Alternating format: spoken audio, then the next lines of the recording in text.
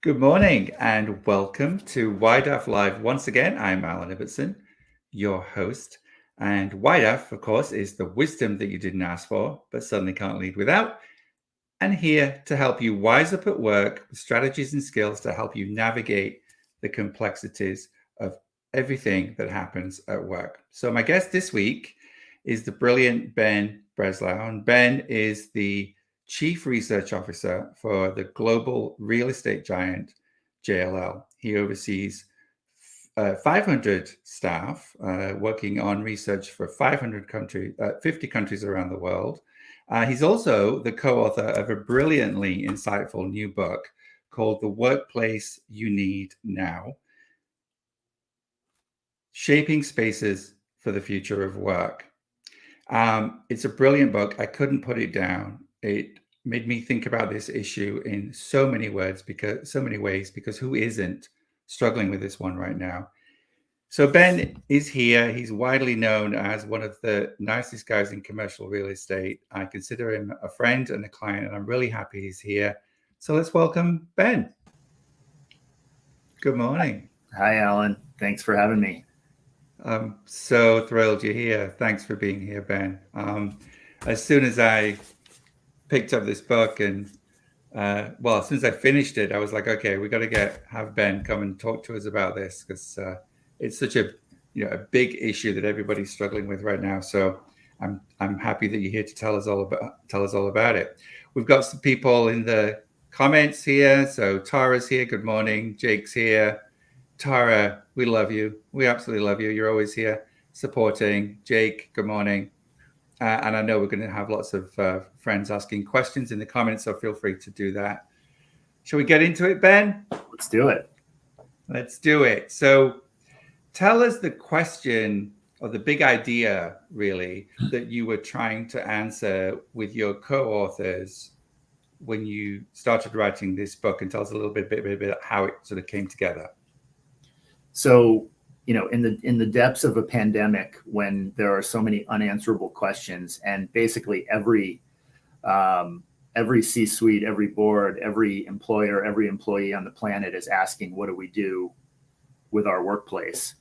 What better to do than write a book about it, right? I tell lots of stories about that. It was fascinating. But basically the premise is, you need a new workplace now, a new workplace model. The past is not coming back, and you can no longer consume or deliver kind of standard issue, one size fits all workplace of the past and expect success and or fulfillment.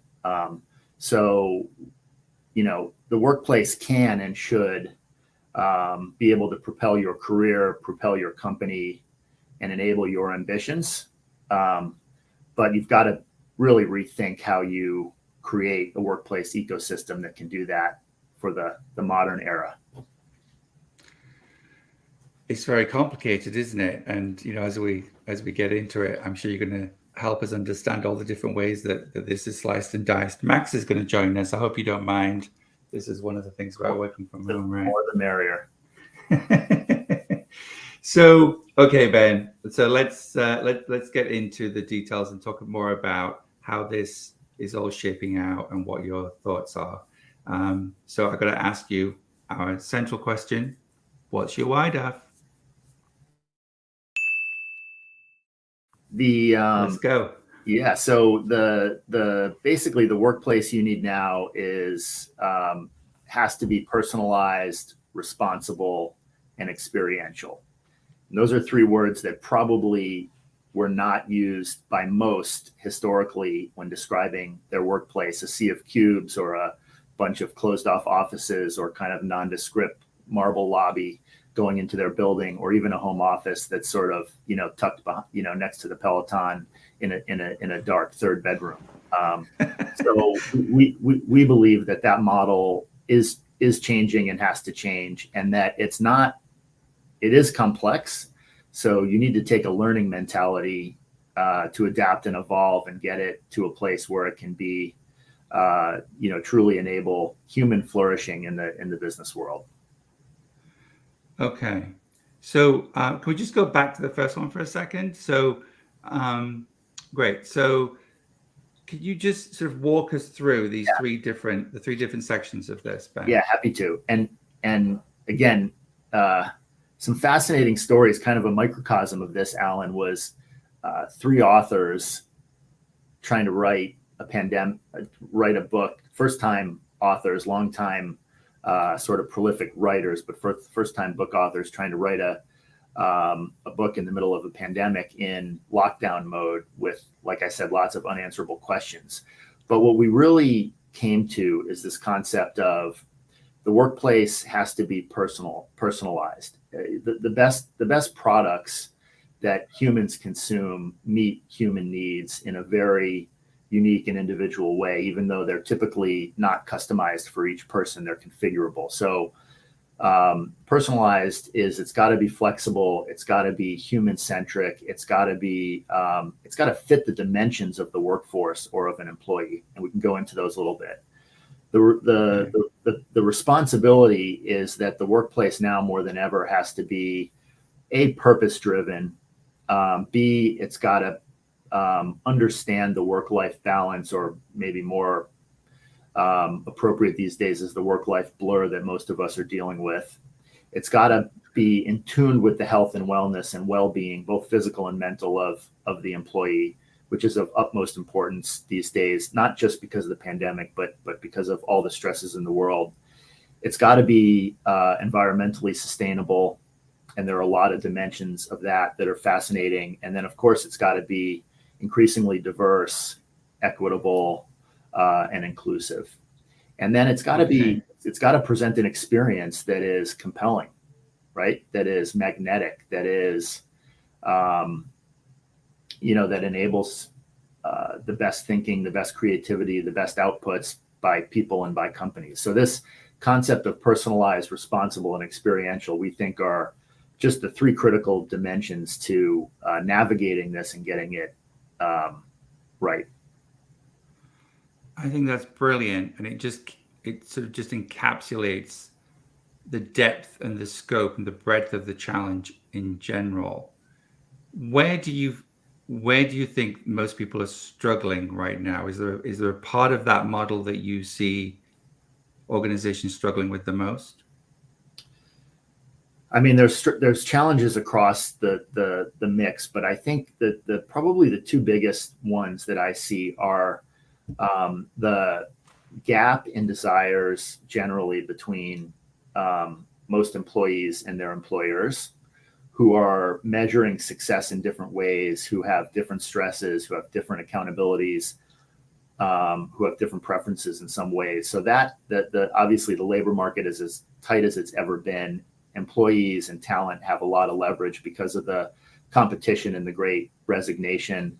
And one of the things we talk about in the book is how do you shift that and use the workplace actually to attract and retain talent, which includes flexibility and all these other things. But then also, hybrid is hard. The initial stages of this debate were office work versus remote work. The middle of the bell curve with all the companies and employees, frankly, and we have some recent data that I can share to kind of back this up, is that hybrid is where most companies and industries are going to land. But that doesn't mean that may mean it's the best option. It doesn't mean it's easy. How do you manage employees in the hybrid? What kind of hybrid model are you in? How do you adapt and iterate quickly to make sure that as the labor markets change, as the business environment changes, as the metrics that we have to measure performance over time change, you have a workplace that's changes with the times and that's resilient to shocks. As we know, shocks come fast and furious these days. Yeah. I mean, just from my own personal experience of talking to clients, I've had conversations where the client's in the office and there might be one of 5 or 6 people there. And so they're saying to me, I came here just to Zoom from here instead. Yeah. And so it's hardly making the office a magnet. Yeah, we don't need to be sitting, commuting an hour each way and sitting in a cube to be on Zoom calls all day. But you could also argue we don't need to be on Zoom calls all day, because that's not. I think there's research that's showing that that's not great for our health, even though we might save the commute. The stress of being on, the extended work day. There's a lot of data on the increase in meeting time. One of the things we've been talking about is that the good stuff usually happens at 10 minutes before and after the meeting, not actually during the meeting when you're going through your agendas. That's where that special sauce of collaboration typically, comes out. So how do you blend those two things, the virtual world and the physical world, the in-person with the remote, in a way that gets the best out of people, respects the desire for flexibility and work-life balance, and also achieves like longer-term, performance goals? I mean, this has got to be, I mean, I know it is, and I know you know that it is very challenging for leaders in whatever organization they're working in, because it feels like you've got to provide highly individualized solutions to every person in the company. I mean, that's what it feels like on the surface. Is that what this is? I think we think it's got to be flexible to map to different personas, different generations, different functions, but more configurable than customized. The way we think about it, and the way we talked about it a little bit in the book, is historically the workplace was like a utility, right? Your electricity coming in, or your oil and gas, or whatever it is, right? You kind of get it. You frown or sigh when you get the bill every time, because there's nothing you can do other than buy that. And most people throughout corporate life have come into workplaces that sort of feel like that, right? It's, I joke with my kids, you get what you get and you don't get upset. We think of the workplace now as it's got to be more like a product. So it's got to be configurable. It's got to have, it's got to speak to you as a human. And we draw the analogy to the iPhone, right? Where everybody has the same piece. You're not making a different one for every person, but how it gets used, how you use it during your work day or your life or whatever, and how I use it is different. We have our apps that are configurable. We spend time in different ways. We have ways to personalize it with the pictures of our friends and family and the different apps that we use. And so we think of the workplace as needing to be that kind of really purposeful and configurable to individuals across the spectrum. But how do you do that? That's got to be incredibly difficult. Yeah. One is to think of it for providers of workplaces, not as an office, but as an ecosystem of workplaces. Two is the introduction of technology. And this is where I think a lot of companies are missing a trick. It's simple, but like Wi-Fi.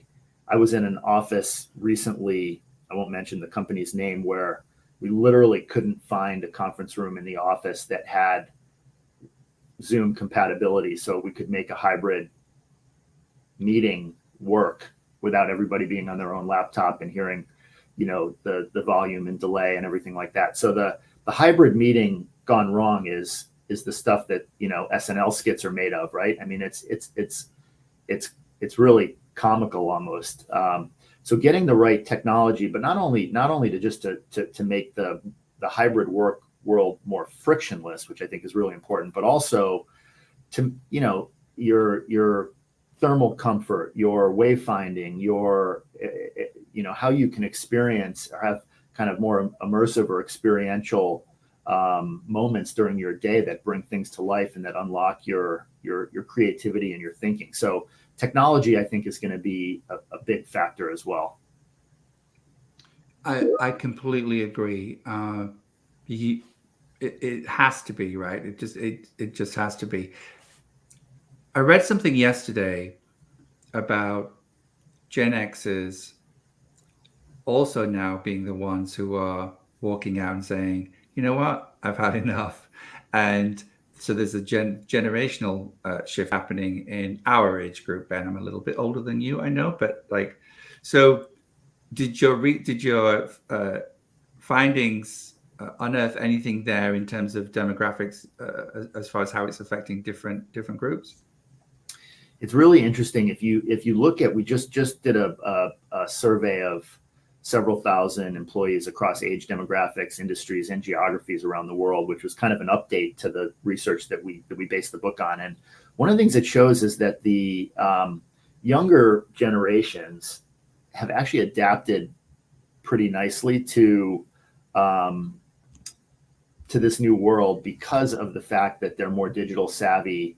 They grew up sort of, gaming and messaging, and they understand how to work in a virtual and physical world. And the big risk there is that they're in some cases feeling isolated and missing that early career development that happens in person.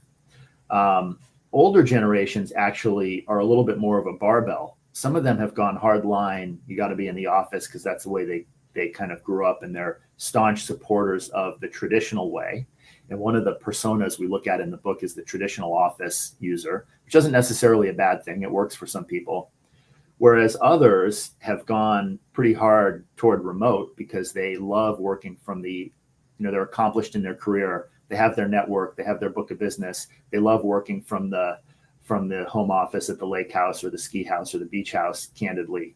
That must be nice. It isn't something that's affordable to all younger generations, right? So there's a little bit of this barbell effect, and they seem to be struggling more with this hybrid. How do I do hybrid? The older, the sort of Gen X, and even more so the sort of baby boomers in the workforce. So thinking about that spectrum is important. And then the other thing, just to note, we look at in the book is it's not just about your age. It could be a matter of your personality. Are you introverted or extroverted? Are you a wellness freak, or are you super career driven? What drives you? And then also, what type of work do you do?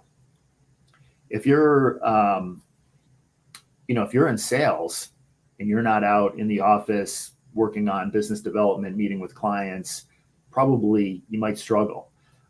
If you're in corporate IT or accounting or something where your work is a little bit more routine and you can benefit from the flexibility, and the company can benefit from the optimizing the workplace by having people work at home. So the type of function actually is really important. We're seeing a lot of companies really make decisions about workplace based on what people do, not necessarily their age or where they work, or even their personality.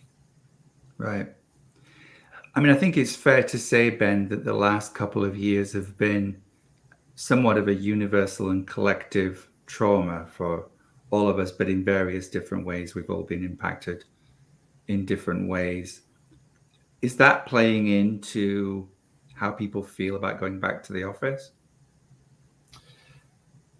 Certainly it is. And I think the two things that are biggest in that regard, Alan, are one is the freedom. People have been untethered, right? The 9 to 5 or 8 to 6 or 7 to 7 or whatever people used to work, the grind felt like something that was just a part of life, right? Like waking up and going to sleep. And I think the pandemic accelerated what was already happening, by the way, a shift toward a more flexible, less rigid work week. We talk about flexibility being a matter of place, space, and time. Place is where you work, space is the actual how it's set up, whether it's home or office, and time is when. You might like to get your workout in the middle of the day and work later at night after the kids go to sleep or whatever it is, right? And that there's much more. So we've seen that. But the other thing is that I think has created some inertia maybe and challenge people coming back is just the health and wellness factor, right? And I think that's dissipating as we're getting used to the probably the pandemic and becoming more endemic and more manageable, at least in this part of the world. But those two factors certainly caused a trauma that left a mark and has left a mark for sure. Yeah. I mean, I see it and hear about it, read about it, and talk to people about it. I mean, especially if you think about how can the workplace adapt and leaders, frankly, adapt to a world where people are not willing to tolerate maybe the microaggressions that they were experiencing at work, the conditions, the toxic leaders, or the noisy environments, or the things that were not conducive to them being able to be really productive, in the office. And so there are many, many ways to slice and dice that, but there's a lot of issues, I think, to be addressed in terms of how do you accommodate for those who don't fall along very clear-cut lines and maybe have more complex issues, or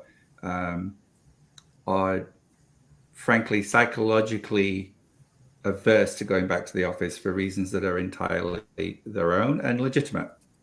Yeah, I think we're seeing the need and action, which is encouraging for companies just to get much more in tune with their employees. I don't think that's something that ever was quite, wasn't high enough on the list, right? It was always about, I think that there still was this sort of traditional sentiment of talent as a factor of production. And I think now there's an understanding, that talent is, in many companies, especially in our kind of knowledge economy, the most important asset you have. And B, that you have to be in tune because of the leverage talent has with how inclusive is your workplace, how sustainable is it, how healthy is it, things like indoor air quality, like that we never really thought about as much before. And you mentioned people either that are from underrepresented or disadvantaged backgrounds, and how we can make sure that there's equity in the workplace. And even personality types play into this. Like, we talk a lot about in a remote or hybrid world where you're not with people as much, how do you get those great ideas out of your introverts that maybe will be quieter because it's a harder dynamic for them to get their ideas out in. So there's a lot of layers to this, and I think there's actually going to be a whole new sort of science of workplace inclusivity and collaboration equity. And we're hearing some of our big corporate clients actually put things like collaboration and workplace equity and inclusion literally at the top of their list of priorities. Now, that's not easy to do, but the focus on it, I think, is really encouraging. We write a lot about it in the book. Yeah, tell us more about that. Well, I mean, there's a lot of dimensions to it, but thinking about how you configure your workplace ecosystems to enable your talent to flourish, right? And one of the dimensions we talk a decent amount in the book is around technology and that workplace equity, collaboration equity component.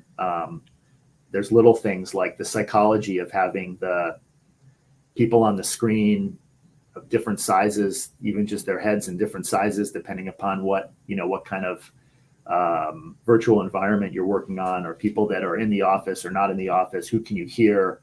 The noise levels, the acoustics in the rooms, the visual cues you get from a meeting.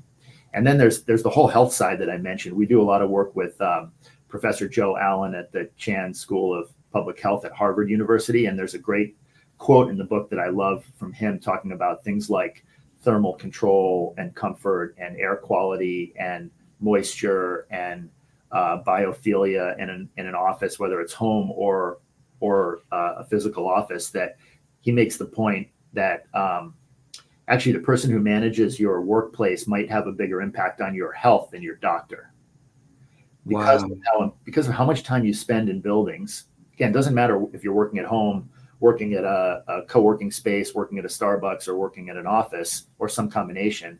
The amount of time humans spend 80 to 90% of their time indoors. And there's never really been the focus on what he calls healthy buildings. So that's a whole new dimension of the workplace that for an employee or an employer now is right at the top of the list. And Wow, just that thought that your employer can have more of an impact on your health. I think we're seeing that and we're talking about that as far as mental health is concerned, certainly over the last couple of years, Yep. right? But I want to switch gears for a second and just talk about something that is coming up a lot in my conversations, and I'm seeing it a lot online too, the proximity effect and proximity bias. And this idea that, well, if you don't go into the office, you're not going to be seen by the people who can promote you, basically. And so your career is going to suffer. Talk to me about that and how that came through in your research. Yeah. I think there's no doubt that that's a real risk to remote and hybrid work. And it's not malicious. I don't think it's human nature, right? That you develop relationships in a certain way. I mean, we joke in the book, humans have been gathering around the campfire for tens of thousands of years, right? And there's a certain way. Now, the technology to interact and build trusting relationships and deep relationships has improved through technology, but it's still not quite the same. And I think we are seeing that as people do come back. So how do you make sure, if you're a manager or if you're a company and you have a certain segment of your employees that are approved to work remotely full-time or part of the time, and you have another segment who are more proximate, more physically there, able to go to lunch with the manager or the division president or whatever, meeting at the coffee machine. There's I think it's going to have to be intentional. And I think we're already, you and I have joked about this before, probably under skilled as a economy and managing people, which is what you do so amazingly well. And I've seen that in action. This has gotten increasingly more complex for managers. And so one of the things which is odd for a real estate company, but when we talk to our biggest clients, we're talking about training your managers to lead in a hybrid environment or a remote environment, and to understand some of those biases that are inevitable and not necessarily, as I said, malicious, but have to be recognized quickly and managed. So that's where your great work comes in. Well, thank you, Ben. Yes, it's certainly come up, and I've already ran some sessions and in fact sent copies of your books to clients where we've been having this conversation as they're trying to navigate how do they avoid that, right? That proximity bias, just as one thing. But you mentioned, making the office a magnet and, a place that people want to go to so that they don't feel like they're being forced into the office, and that there's actually some benefit to going there. They can be excited about going there. They're going to be doing something productive and that will help them learn and grow or maybe connect with their colleagues. Are there any clients that you've seen that have already sort of started to do this well? Yeah, and some were actually doing it, well, even before the pandemic. I think we think the workplace, in terms of the physical office, that used to be where you have to go to work, right? Now it's an option. Interestingly, in a survey we just did of employees that I mentioned before, almost 80% of employees still do want the option of going into the office weekly, not every day, but weekly. Most people want to be in a hybrid setting, but people I think, interpret that as remote, or like people who want to work remote most of the time. People want to be able to work from home. Can I just ask you a question about that? Does that mean that people do we have to construct the schedule for the office in a way that people are all there at the same time? So this is what's fascinating. I think we have a graphic actually about this with some of what companies are trying to do. So yeah, I think the stats actually, I'll give you, 76% of people wanted to be in the office at least one day a week, but only 26% of them want to be in the office most of the time, right? So companies originally were thinking this is a great opportunity for us to save cost by reducing our office space. And the way to do that is to get people who only want to be in 1 or 2 or 3 days a week onto a fixed schedule where some people are in some days, other functions are in other days. And what you flatten the occupancy curve a little bit, or the utilization curve, and then could use much less office space.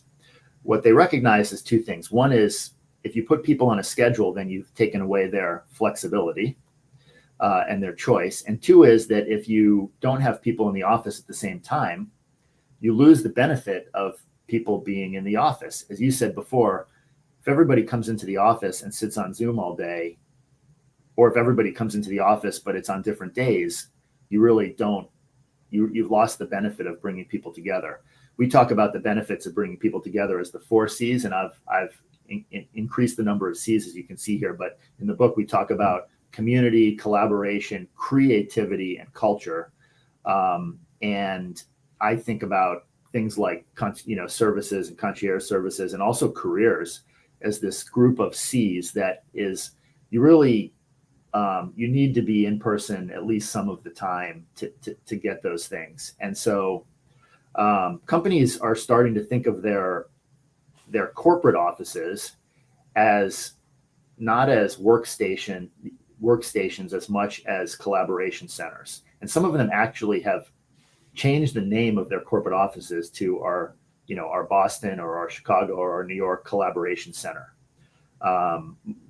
Much more flexible workspace and much more space dedicated to training and amenities and drop-down space and collaboration space and even entertainment space or fitness and wellness space. And those are the things and concierge services that bring people together and that, can create that sort of human connection that most companies, despite wanting to give their employees flexibility, are desperate to not lose that connection, that loyalty, that sense of purpose with physical office space.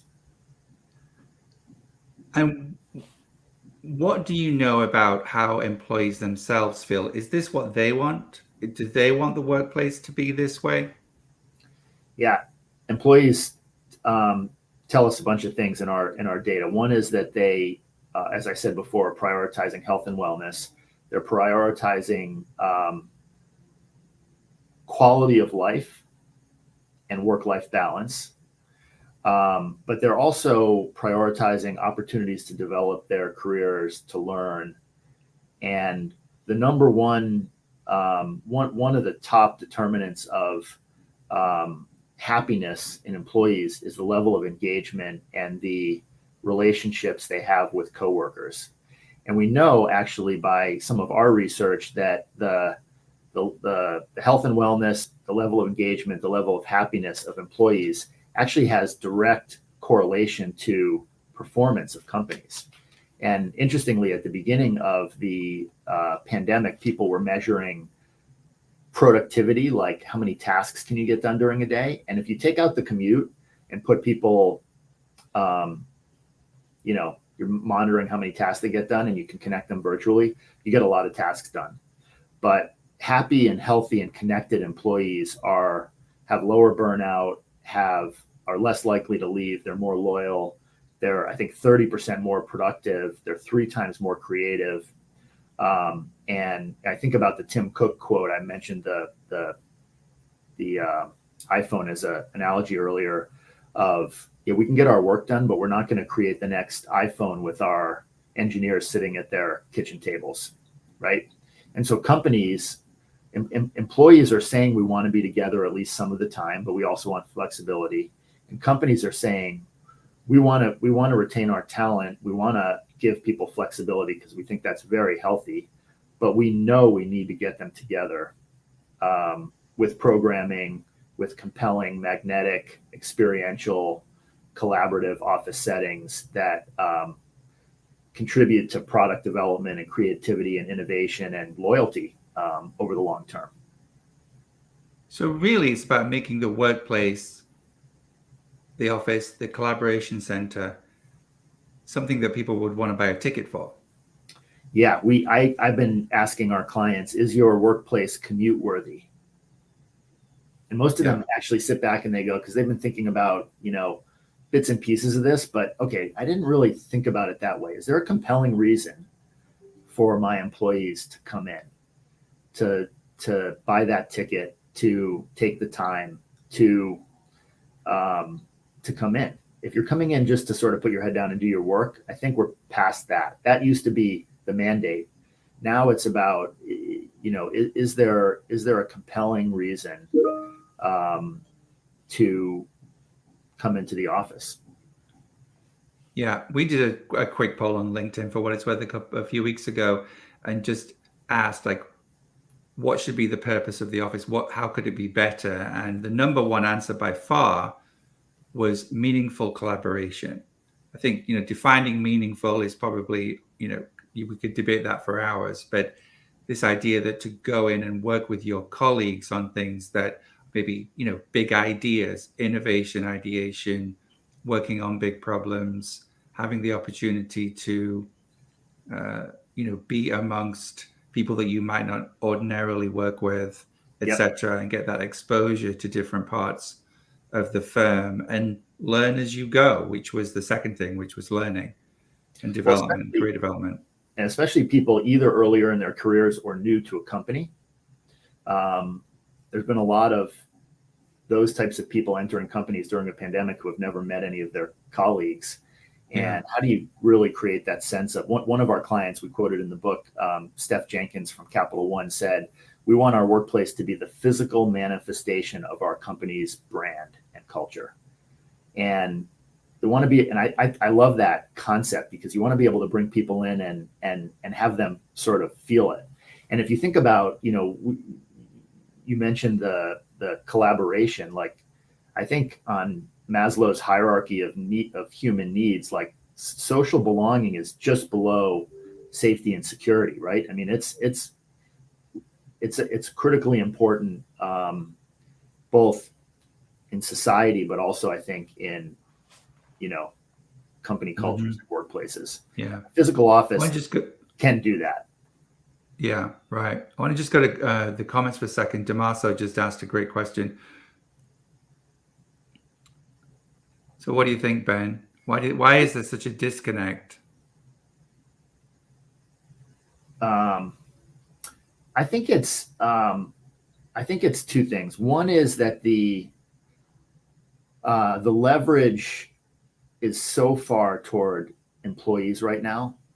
Employees have all the leverage. We are at historic low unemployment rates. We're under supplied with labor, not only because of where we are in the cycle, but just structurally because of demographics. We're still in growth mode. Fortunately, we'll see how long that lasts, but companies are desperate for talent, and they'll do so. So when you have leverage, you ask for the moon, right? And also, I think rightfully so, the pandemic unlocked a little bit of this sort of YOLO mentality in the workforce, right? Like, you only live once. I'm not going to settle anymore, and nor should we as employees settle. So that's more of like a life choice, I think. And then employers are looking at it. I mean, employers are looking at it saying, we need talent, so we're going to try to accommodate that. And by the way, there are a lot of benefits to employers of flexible work models. You can recruit from bigger pools. You can get the best talent no matter where they are. You hopefully can keep them longer if you're willing to adapt and be flexible with them.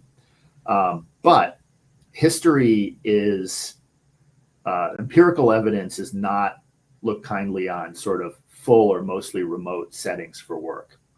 There have been a lot of experiments with that in the past by big corporates across industries that have sounded great and have not gone well. And the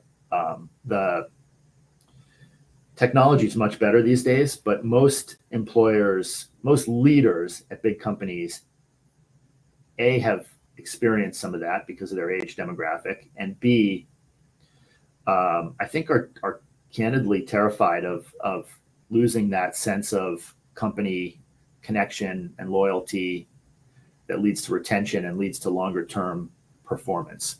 And we just don't have the data quite yet from this most recent cycle and experiment, which is why we tell our clients, you've got to sort of learn through this. Don't set a hard policy and think that's going to last. Most companies that have done that have already had to backpedal. The ones who have pilot and test, just like any good product creators do, I think are the ones that have gotten the best results. Yeah. Linda actually just made a really good point about her own personal experience. You can definitely have meaningful collaboration virtually, but it does require individuals to want to do that. And it can be, so overwhelmed with what is immediately in front of them. And it takes too much effort to show up that way. Thank you, Linda. It's a great comment. And, as a facilitator and trainer, myself, I've had to, of course, go remote with everything. And I haven't been going into clients' offices for a long time. I've just started to go back. And one of the things that I found in the times that I've had to observe a meeting is that it's hard for people to know how to facilitate online and sort of make all of that work. So there's a skill set there that I think is, lacking, that may sound simple, but can have a meaningful effect on the way that people feel about showing up for these meetings. I mean, you can actually make online stuff fun and engaging and enjoyable if you do it in short bursts, if you break people up, if you put them in groups, if you go to people, individually, if you keep the meetings short. I personally believe that the 1 hour meeting should be dead and we should be on 45 minutes, max, give everybody sort of, time in between, etc. But it seems to me that there are a lot of skills that need to be developed over the course of the evolution of this journey, whether that's how we manage and collaborate online. And I'm sure technology and tools are going to play a big part in that, but also how we show up as leaders in the office, right? Yeah. And how do we navigate and manage inclusively so that everybody feels seen, heard, recognized, valued, appreciated, not just by their own manager, but by each other. And so this is it seems like a really complex challenge to overcome, and it's not going to be a light switch.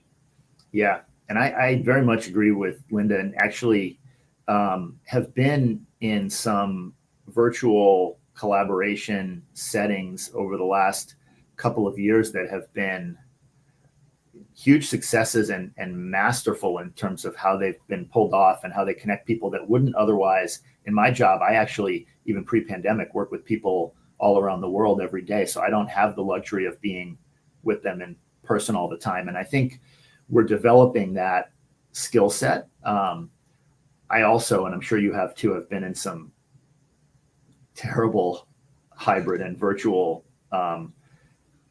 experiments that were well intended and flopped. And you could say the same thing for in-person as well, right? We've all been to those sessions and seminars where you're it's painful to make it through, even though it's in person, because it's not brought to life. We're not making proper human connections during whatever the session is. And then we've all been to those in-person physical ones that are just give you so much energy. You come out of it feeling just absolutely energized. So I don't think it's that one is right or wrong. I think you are right that it's more that we're still developing the skills and also the technology and learning how to connect people through this virtual and hybrid type environment. And I think we almost can't overinvest in that at this point. No, agreed. And the thing that strikes me is that because this is so new to everyone, and we're really putting footprints in the snow. And Paul Mason, actually, thank you, Paul, made a really great point about we're not going back to anything. There's a need for a real mind shift so that we're going forward to something different. And I agree with that, Paul. Thank you. Yes, there's a third place now, right? It's not the office or working from home or even hybrid. It's this sort of third place, this new experience that we're all having. But because of the complexity, I think we're going to need stamina, because everything feels like a failure in the middle, right? As Rosabeth Moss Kanter tells us so eloquently. And we're going to have a lot of stamina to stay the course on this, because we're going to try things and they're not going to work. That doesn't mean that it can't work. and we have to keep sort of pressing forward, I think, right? And that's part of why we really advocate this mindset of thinking about the workplace as a product, both from a creation and delivery on the part of companies, but also as a consumer. If you're an employee, you're the consumer of a workplace model, which may be narrow or maybe wide or flexible or not, but thinking about it as a product, which means that it's constantly evolving, right? Because products don't, and any products that you set and forget are just you start the countdown of when they become irrelevant, right? And I don't think we're going back to the way things were. In fact, I think most of the companies that said we're going just back to the way things were have realized that that's not going to work. There are elements of the way things were that might come back more than we expected. But the companies and the employees who are kind of navigating this reimagination of the workplace and doing it with the mind of let's see what works and what doesn't, and then iterate and adapt and evolve and learn our way through it, I think are the ones that are doing the best. Which is a very startup kind of mentality, isn't it? But it's just now it's more about people and culture and the work experience. Yep, absolutely. Yeah. So we're out of time, Ben, but so I just want to ask you, there's a lot there. Oh my goodness, there's so much there. So everybody go and buy this book, The Workplace You Need Now, available wherever you buy books. It's brilliant. I want to congratulate you and Sanjay Rishi and Peter Miskovich, your co-authors. And I know that you have a very different ways of working yourselves between the three of you, right? One, like you're in the office, I think, most of the time. It's really funny when as we were writing the book, kind of in lockdown, and which is just fascinating. We were developing the concepts and realizing that, three colleagues who have worked together very successfully for a long time and think of ourselves as having very similar mindsets. I tend to be a little bit more in the office, partially to click into work mode, but partially because I've got a 2.5-year-old at home whose idea of productivity is different than mine. So I like to go somewhere and kind of lock in. Sanjay is very much kind of a hybrid. He's a little bit more of a, he's going for the experience wherever that is. And Peter's very much a free spirit and probably much more remote thinker. And we're not too far off in age and not too far off in where we are in our careers, but that just shows the complexity of the workplace. It was like the little microcosm creating the book of the point we were making. That's great. Well, Ben, tell us how we can reach you. Here we go. So connect with Ben on LinkedIn. Yep. Feel free to connect and reach out. We're doing a ton of work around this topic with companies and also other people in the real estate world, developers and owners and consultants and others. So feel free to reach out. We've got a lot more research behind this. The book itself has tons of nuggets and navigational tools that can help you. And really appreciate the time and having a chance to talk about it today, Alan. Thank you, Ben. I mean, it really is a terrific book. I was just so impressed reading it. I've got, dog-eared pages all the way through, kind of folded down and bits highlighted, and it's incredibly helpful. What's your parting wisdom for us, Ben? What's the one thing that you want us to remember about all of this? I would say it's really that times and mentalities change quickly. We're in a very unique time still. And like I said, learn and adapt. There's no right or wrong to this, and there's no one size fits all. And those of you as employees or as employers or as business leaders or managers who are connected with the humans that you work with and who are learning and adapting are going to do the best. I couldn't have said it better. Nobody can say any of this better. Ben, thank you for being here. It's been an absolute pleasure. You are a gentleman and a scholar, and it's always great to talk to you. We're out of time, everybody. It is, we're way out of time. So thank you for joining us. I hope you enjoyed the conversation. Make sure that you connect with Ben, buy his book, and hashtag WYDAF to follow us just about everywhere. I'll see you next week.